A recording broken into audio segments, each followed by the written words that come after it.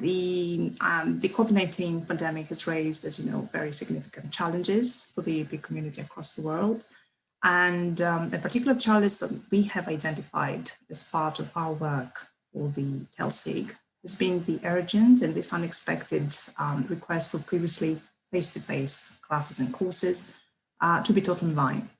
So with the amount of data and materials and the effort that all of the EAP colleagues are currently putting into their work, we also started discussing the opportunities that we have to conduct online small-scale research project. And these discussions have inspired our workshop today. So for the next 45 to 50 minutes, we will go together through some of the potential ways in which research can be conducted online. And we will also look at practical ways of focusing on potential research topics. Before we move on, I will quickly tell you a bit about me. So as you've heard from Penny, I'm Celia. I'm a member of the BALEAP TELSIG Special Interest Group, where I'm one of the committee members, and I serve as the communications officer. I'm also a lecturer in English language and TESOL at the University of the West of Scotland, and a teaching fellow at UCL, and dissertation supervisor there. And I have been working in general as a teacher trainer and digital learning expert. So I feel that I'm here today both with my researcher and language teacher hats on. I have a special interest in designing online English language courses. So just remember that for today, for whatever we discuss, you will be able to see more information on Twitter, TELSIG. These are our hashtags. So feel free to follow us there. Now, let's see who do we have with us today a little bit to make this a little bit more interactive. Okay. I would like you to just introduce yourselves briefly in the chat box, maybe say where you're based and what your teaching context is. For example, some of you might be teaching business English, for example. I know most of you are teaching online at the moment, and we have different situations around the world. Some of you mentioned that you're based in other parts of the world, not in the UK. So it would be nice to know who we have in the audience, and just a little bit about where you are and your teaching context. So, wow, let's see, EAP Glasgow. And tell us as well if you have been involved in EAP practitioner research before, just by typing yes and no. And that will give me an idea of who we're talking to today. So we have, well, from Portsmouth, excellent, Nottingham, Ningbo, China, okay. Oh, wow, Imperial, yes. Some people have been involved in research projects. Let's see, let's give one more. Okay, China, Sheffield, UCL, Southampton, EAP coordinators as well, Coventry, Johra, loads of different contexts, recessional teachers as well. Wow. Greece, we have a little bit of Greece here. Oman, oh, okay. Imperial College London, oh wow, you come from lots of different, no research experience. So some of you, I have actually checked the profiles of the people that signed up for this session. So I've seen that some of you have experience and others don't. So we'll try to see how we can balance this. Some people say that they don't teach and might not have EAP experience at all. Okay. There will be something for everyone to take away from this workshop. North Yorkshire. Okay, so quite a varied group then of participants. Let's see what we're going to do. So in this interactive workshop, we will focus at first, as you can see, on some key practitioner research frameworks. Before I move on then to the second part, which will present some practical ways and examples for starting your own online EAP research project while teaching, okay. I can see we have people who are just getting interested in doing research and others who might be more experienced and involved already. So for those of you who feel more experienced, please try to see this workshop as an opportunity to explore ways in which you can mentor and support your colleagues. Our intention, as I said, is to build into efforts of the BALEAP press test events, if you remember them back in 2017, 2018, and try to support further online research activities. So as you can understand, the last part of the workshop will discuss some ways of collecting research data online. And then we will finish off with some recommendations and ideas of where to publish first research and what you can do perhaps if you create your own case studies in the field. So now, let's start with a little bit of background in terms of what I will be talking to you about today. Now, imagine that you might have done EAP practitioner research already, and you might want to start helping others to do practitioner research, where you probably know that many colleagues, when they hear the word research, they have certain images. And the image they have is that research is not really for them. That it is something that is done by maybe, I don't know, scientists, as you can see here, that it involves lots of statistics, graphs, and data, or that it is done by university academics only, or people with specific expertise in areas like applied linguistics, maybe. So the question that we'll be asking today is, where does the little EAP research plan stand? And when we talk about practitioner research, we have to be clear and explain that we do not refer to research of this kind. We're referring to research that is quite close to the lives of EAP practitioners, their practice and teaching context, and it should not be seen as something that is very far from their experience. So although the image we start with is that it might not be for us, I hope that by the end of this workshop, at least for those of you who are not sure yet, and if you need to be persuaded, that you will then decide that it can be something that EAP practitioners can and should engage in. And I prefer to see this as a synergy. This is why I like this photo here between more experienced colleagues and practitioners who need support and guidance. Now, another image that we might have, maybe from our students or maybe from your own university experience, is that research can be something burdensome, tiresome, involving a lot of reading, asking us to read a lot of journal articles. And I'd like to show you that in practitioner research, it doesn't always have to be like that. In our case, the focus here will be mostly on what you experience in the online classroom, and not so much on what you can read from other sources. And another daunting aspect or image that you might have is this one here about the practitioner who, after they finish their research, they feel that they have to write a 25-page long academic article.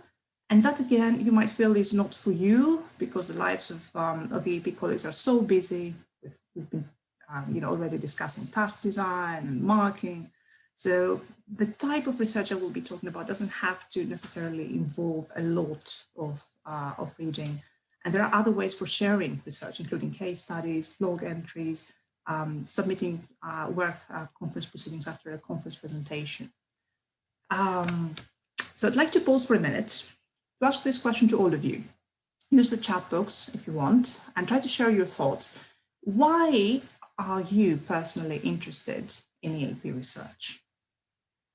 Why is it that you would like to find out more about it? So let's see what we get. To improve practice, to improve our own practice as professionals, as EAP practitioners, to question assumptions that we might have, to inform our teaching practice, to develop most effective courses for students. So we're thinking about our students and what we deliver to them, to improve the student experience, to help with course and materials design, curiosity. That's very good, very, very good. Because what happens in our classroom piques our interest, to improve teaching practice and course design, to development of teaching and learning, to tailor course design to the context, to do materials development, to base practice on evidence. So lots of different interests in terms of why we're involved in research, to understand student needs and needs development there and focus. Excellent, excellent.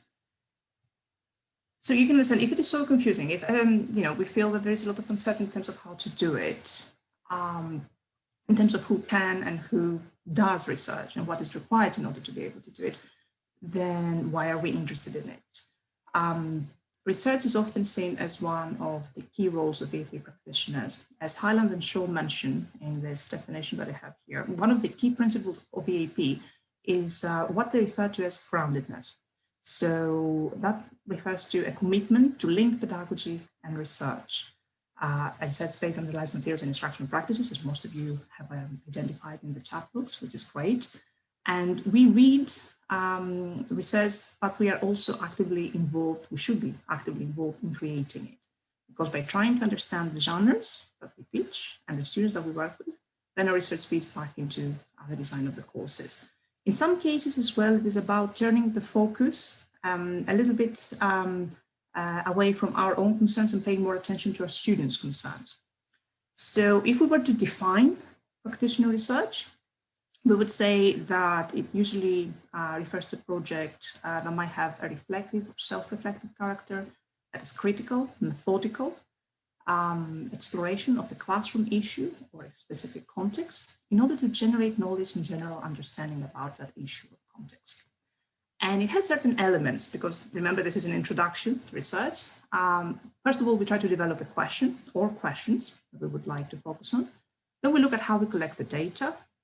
And then we try the information, in other words, from the classroom. And then we try to see how we can analyze and interpret that information in order to give answers to the questions that we posed originally. Well, then in that case, what could EAP practitioner research involve? So it could be at first all main projects conceptualized and delivered by EAP practitioners, focusing on areas of importance to them in relation to their own context. In other words, it could be questions that arise from your own interests as practitioners. Second case would be formulating questions that emerge from our own online EAP context, a problem that we see in our classes. Maybe it's not something that we were originally interested in, but we saw that it came up in the classes that we teach. And then we decide to collect information, to interpret it, and then disseminate findings. And the last case is online research projects by EAP practitioners for EAP practitioners and the students. So that's really for CPD purposes, for continuous professional development purposes, but also something that is useful and practical for teachers, something that could help them address the problems and challenges that they face, and perhaps make them feel more empowered, really, more in control of their situations. That might be particularly relevant these days in online groups and classes. And here's the question that could form a potential research topic, the EAP research topic. And it is something that you do not often find much about when you read journals of academic research, but it is a good example, I think, of something that is very important to EAP practitioners and our university students, but you don't necessarily find very much done for you on this topic. And therefore, it is an area that is actually good for EAP practitioners to, might be good actually for them to explore and try to find answers. But this I'm trying to tell you that the reason we encourage EAP practitioner research is because there are topics which might not be covered in the literature. And therefore, we need more information. And the reasons for which they might not be covered are, multiple. It could be because they raise other issues as well within language centers and departments. So it's important to, think and reflect on our own situations. However, even though there are all these reasons that you've mentioned in the chat box, and you all find it very engaging and interesting, and you would like to conduct research, there are some as well for which practitioners often choose not to engage. And here are some of the ones I have extracted as they were reported in other practitioner studies in the field. So as you can see from Nuri, sometimes we don't do it because we put research and teaching and students first, and therefore research is lagging behind. In some cases, there's lack of support and mentoring, and this is the gap that we're trying to fill here. In other cases, sometimes colleagues feel that this is not a professional requirement for what they do, or that there is a lack of publishing culture within the profession.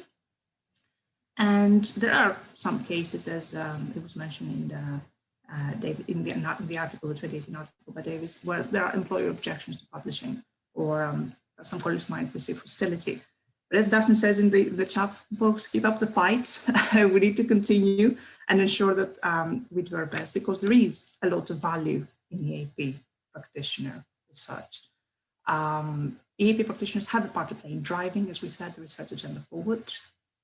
And as Nigel Harwood mentioned, we have a very good sense of what are the research priorities, what are the pressing matters that we need to address from the discussions that we have in conversations with our students and colleagues. And as we said, current EAP research is not always addressing pertinent issues for practitioners.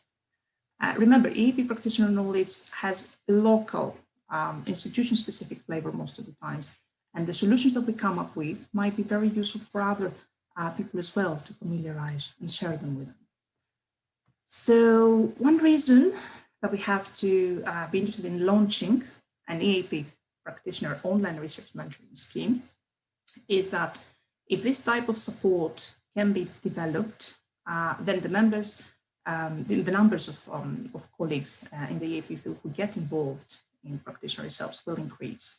So I think that this is the rationale for launching our scheme, as you can see here. At first, we would like to establish a community of members that exchange or share their EAP knowledge, skills, and experience in order to support and guide other colleagues, and then to try and contribute towards fostering EAP practitioner research autonomy and progressively help other colleagues to develop their individual online research skills. More details about the scheme will be circulated in our TELSIG team on Teams, which you can join at the link that I have here. I will share it in the chat box as well. If you would like to continue these discussions in that area and attend future events, because as you can understand, this is going to be only an introduction. We will be continuing the discussion there, and I've just shared the link in the chat box. Now, so here are next steps now in terms of how to help EAP practitioners with research. I will show you an example of an EAP practitioner research story in a bit, and then we will discuss some of the guiding principles for choosing a topic to research online. Because I think that this is the area where most people who are new to research struggle with. We will also discuss developing appropriate and manageable research questions and how you can start preparing to collect data online. Let's see. Apart from giving all these definitions and from sharing your experience of EAP practitioner research, it's really, I think it's very useful to share research journeys with colleagues, and if possible, journeys from EAP practitioners who are in some way like the people you're working with. So this story here is from Anna, an EAP practitioner teaching at an online professional course last summer, like some of you mentioned in the chat box, in summer 2021, which was quite difficult, as you can understand, due to a lot of uncertainty. As you can see here, the problem was, the difficulty in engaging her EAP class while teaching online. We have seen a lot of workshops on how to engage our learners, webinars, practical webinars around this topic. So you can understand a lot of people felt that this was a challenge. So here's Anna's situation and her problem. She had an EAP professional class that was delivered online with 20 students. She found it difficult to manage them while using Zoom and have, find ways to recruit interest. So she tried using different online applications in each lesson. If you ask me, a trap that you can fall very easily into. She tried to organize them into breaker rooms. She tried many approaches and solutions before attempting practitioner research, but none of these approaches worked. So she wanted to try and explore the situation a little bit more. And here I'd like to say that the type of research that we'll be talking to you about is what we call exploratory action research, and it has two stages. So the first stage in Anna's case was to explore the situation before she moved on to trying to take action. And she tried to explore an aspect that was of particular interest to her. So this is the first stage of her research, and the practitioner here needed to come up with some questions in relation to the problem that we saw earlier. And the questions were, first of all, what are the particular difficulties that I face with this group? And then what are the reasons for the lack of engagement in this online class. The methods then that she decided to use to explore the post-recess questions were the following. She tried, first of all, to have an observation. A colleague actually come and observe her. And then she also did what we call a self-observation, which means that now that we're teaching online, she had the opportunity to record one of her classes, watch it, and then take notes on things that she observed as she was watching it. If you find these demanding, though, what you could also try alternatively is to either take some notes or record your thoughts about what is happening after the class by focusing on these aspects on the topic at your own time. And I will give you some examples of how you can do this, how you can keep little entries on a regular basis later on. Now, Anna, as you can see here, was lucky to have a colleague to observe her, but not in the evaluation kind of observation, which takes a very critical stance of what worked and what not worked, but rather from the position of what we call a critical friend. And this is what the colleague said. So the colleague found that once students worked in groups in breakout rooms with more than 3 people, they did not turn off their cameras and therefore, engaged a little bit more in discussions. And when they were working in pairs, there were 2 pairs out of all the students who appeared to switch off their cameras due to lack of invigilation. So that was the first time that she realized what was happening, because as you can understand, with lots of different breakout rooms, it's difficult to manage what was going on. And she came to the conclusion that the main cause of lack of engagement in her context was the lack of invigilation and perhaps of peer pressure in that specific environment. So now along that basis of understanding the situation, Anna developed a plan. So the plan was at first to ask students to work on a Padlet or maybe on a shared document on OneDrive to enter ideas there. She would then ask students to check the Padlet entries of another group before reporting to the whole class, or she would increase student numbers in groups either by moving some students around to share their ideas before they would report back to the rest of the group. These were her steps of action. And after this, she asked the same colleague to come and observe again. And, she took her notes, some of the notes herself, and she did find that the situation improved. So she saw, for example, that some students would not turn off cameras if they were informed that other students would join them during the exercises. Or they would no longer use excuses such as I don't have a good sound, because they could still contribute asynchronously and enter ideas on a Padlet. So this process offered her a sense of achievement, while at the same time managing to deal with her class properly. So when introducing then practitioner research, it is always very important to do so in a way that the options are clear and that the stages are also specific, so that we all feel that this is worth investing on, that there is some kind of personal gain. To help you better understand Anna's stories and what we have just discussed, I have included here some key frameworks which I will briefly introduce. The first one is action research. You might be familiar with that. Exploratory practice or exploratory research. And the one I will be focusing on is the third one, which is a combination of the first 2. But I feel it's more appropriate for situations like the current that we are facing with emergency remote teaching and crisis management. So let's start, first of all, by looking a little bit at action research, because I feel that this is the one that most people know most about. In action research, teachers try to identify a problem in their pedagogy or classroom that they would like to improve on, and then they try to use this as the starting point for their investigations. Okay, so there are different cycles, and each cycle involves a systematic application of these classic phases: planning, action, observation, and reflection. And it becomes repetitive as further cycles are undertaken until the teacher or researcher is satisfied with the outcome. So when you reflect, for example, towards the end, you interpret what has occurred, and if you have solved the problem, then you move on to another issue. Or if you haven't solved the problem, then you attempt from the beginning to try a different solution, create a different idea that you would like to see if it works. And this is what the plan looks like in this more scientific form. So planning, action, reflection in the first cycle, and then revising the plan, acting, observing, and reflecting. So if I give you a scenario here of what you could do, in a sense to help you see how you can give a theoretical framework to an idea that you might currently have, you can have a scenario like this, a very simple one, the simplest one. My online EAP class does not engage in online revision activities. Let's say that you're doing revision activities and they don't engage online.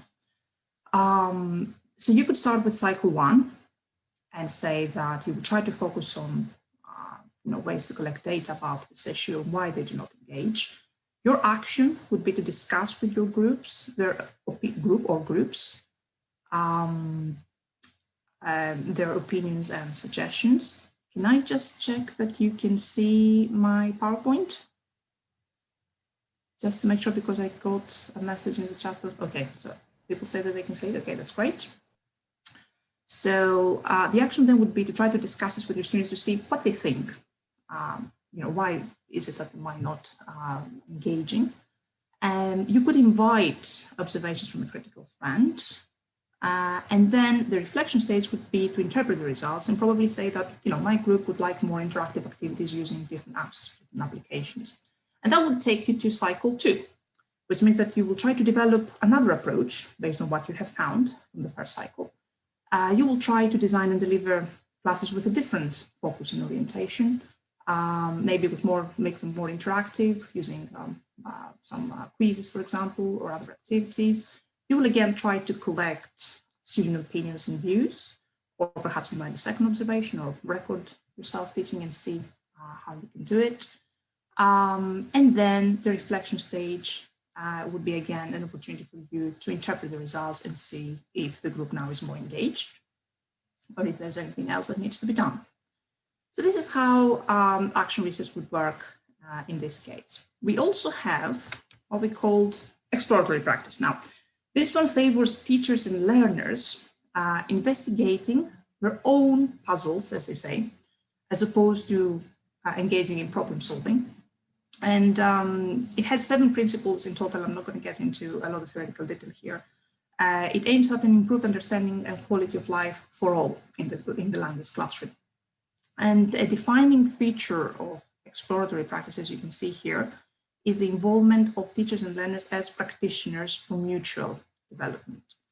And as an approach, it also suggests that research is integrated into existing pedagogical activities, and it aims to minimize the burden of extra workload for teachers and to limit any negative, as you can see here, impact on teaching and learning time. But the one I will be recommending here for you is what we call exploratory action research. This approach has elements of both action research here and exploratory practice. And it was termed like this. It was a concept that was developed by Richard Smith. And in this type of approach, we can see, first of all, a deep exploration of a particular area of concern that we might have. And then we try to come up with a plan for change and evaluation and a new intervention. So although there is a clear intention to problem solve and improve a situation as in action research, this is on the basis of first exploring as far as possible with students themselves as an exploratory practice and trying to engage them via input into classroom decisions. Do we need to explore? I guess the question here is like, do we need to do this at first? Yes, we need to do this because findings in some cases can be very surprising. So for example, if you remember Anna's story, in her research journey, she could have started by thinking that the students simply didn't want the classes to take place online at all. But then at an exploration stage, you can find out that this might actually not be true. In Anna's case, it could be after doing the questionnaire that half of the students could explain that they prefer to work online because they have other commitments as well. Some of them might be working and they find it easier to balance different types of commitments. It is just that they wanted something else to happen in the online environment. And this can actually serve as a total change in point of view. So after you have selected a theoretical practitioner stance, it's important to select a topic that you can work for practitioner research.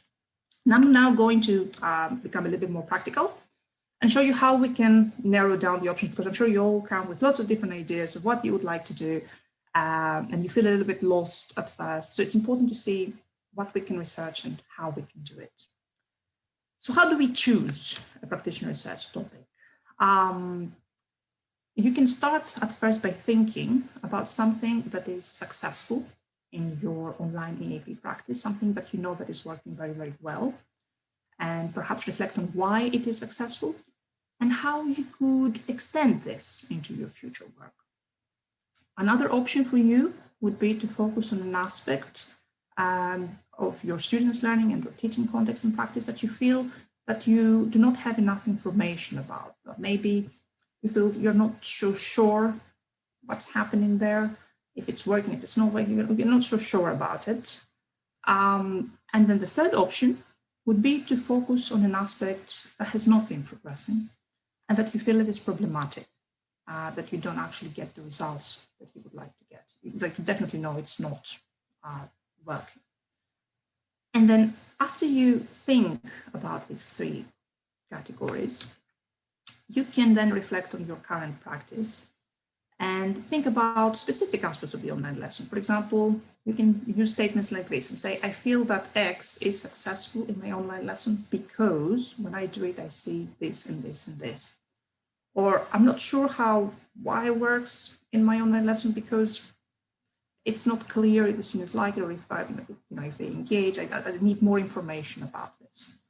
Or you can say that I feel that this aspect is problematic in my online lesson because whenever I try to implement this, for instance, I can see that the students immediately switch off.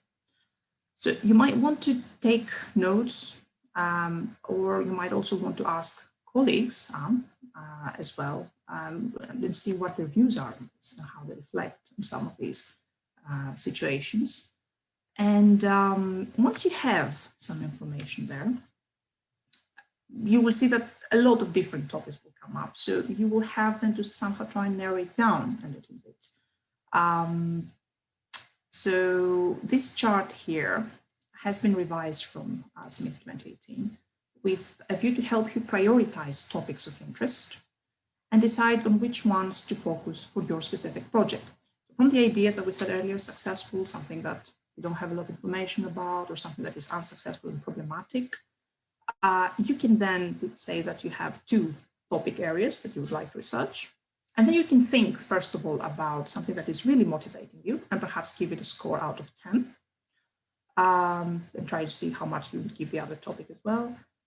Something that is very important for you at a given time because you're working on a specific area, you're teaching a professional course, and this is something that really needs to be resolved. It's very important. So that's again how you would give scores to these two topics. And something that is feasible, something that you know that you can research it in an online environment based on the tools and the options that you have. I share my screen again, just to show you how you could go from an area of uncertainty, for example, because a lot of you commented on the areas that you were not certain about. This is where we say, for instance, things like, my students very rarely respond to online forum discussion questions. So how do we make this more specific? Questions that you can ask yourself is like, which are the students that do not respond or participate? And is it all of your students? Or is it some of them? And if it's some, then which ones? And then what do we mean when we say rarely? Like in which cases does this happen? And then by asking these questions, you can refine the situation and ask them a first research question like, what is the profile of the students who are disengaged? Or perhaps what are some of the reasons that could lead students to disengagement? So this is actually the next step. So after you have done the process exactly in the way that you did it in the Padlets, this is then how you can come up with 3 manageable research questions. And you can start then discussing how you can collect data, online. And you can have 3 types of data. You have data which have to do with your own reflections as a practitioner. So you could use, for example, teacher diaries, which could be written or they could be oral. There are a lot of applications that you can use to do this. There's Google Docs voice typing that you can use in order to get your ideas. There's Anchor or Vocaroo, Audacity, which is a little bit more advanced for researchers, but it is a nice way of recording views. You could have discussions, informal discussions with colleagues, and then take notes from their suggestions, or reflections, your own reflections on what others have said about the topic that you're interested in. And that could come from the reading of other, of blogs, of case studies, of articles, of books that you have read. So these data have to do with your reflecting on your own views. Then you can have types of online data collection, and that refers to your students, looking at what your students' perceptions are. You could have online recorded student interviews or focus groups, of course, with proper consent that you take first. Online student reflective writing, if you're asking them, for example, to keep a short diary somewhere online on the platform that you're using, or an online student questionnaire to collect some of the data. And that has to do with the perceptions that others have. Or the third option is to reflect on recorded behavior. And that would be online student work and student performance, the scores, the tasks that they complete, their participation in forum discussions, the logs of online activity, and many more. You could have online lesson recordings from the ones that you deliver. For example, if you usually produce recordings and you upload them later on or share with the students so that they can revisit them, that's something that you can use. Online teaching materials that you have created, or observation notes, as we said earlier, yours or those of another colleague. And I had here just a slide that we might not have a lot of time to talk about, but these were some of the publication requirements as they were discussed with some editors in the field. They come from the 2019 article that Davis had. And I think that we have covered some of the aspects that you need to meet in order to be able to publish some of the information that you will be able to work on. So in terms of research design, we have discussed the way in which you can structure your research projects and how you can expand on pedagogical implications. And in terms of where you can publish, because I saw this question on the Padlet as well, I think that for those of you who are new to it, because remember, this is an introductory workshop, you can start with the Language Scholar Journal from the University of Leeds. That's a nice, friendly environment for you. There's, of course, the Journal of English for Academic Purposes, or as well, BALEAP has the case studies, the practitioner case studies that they publish. This is the 2013 one, the Snapshot of EAP Research Journeys, which is available for free online on the website. There's also this one, the Narratives on Resilience, Narratives of Innovation and Resilience. If you would like to find out more about them, I think this one will be presented on the 9th of April at this conference at 1:30 UK time. And feel free to attend and see, what kind of projects were the other practitioners working on at this time. That would be very inspiring. And I would just like to conclude with something positive about research. Remember, good things can still happen in the midst of chaos. So even at this time, you can still carry on with research and collecting data because you already have a lot of information you don't realize that you have collected. I will be making these slides available for you to have a look at them. These are just some of the references that I have used for today's presentation. Feel free to get in touch. This is my email address, and I can also be contacted on Twitter. And as we said, remember that TELSIG will be creating a mentor scheme for these. Feel free to join us on MS Teams to take part in this initiative. If you would like to attend more, this was just an introduction, but we will be able to see a lot more in more detail, a lot of the other aspects which refer to publishing. Okay,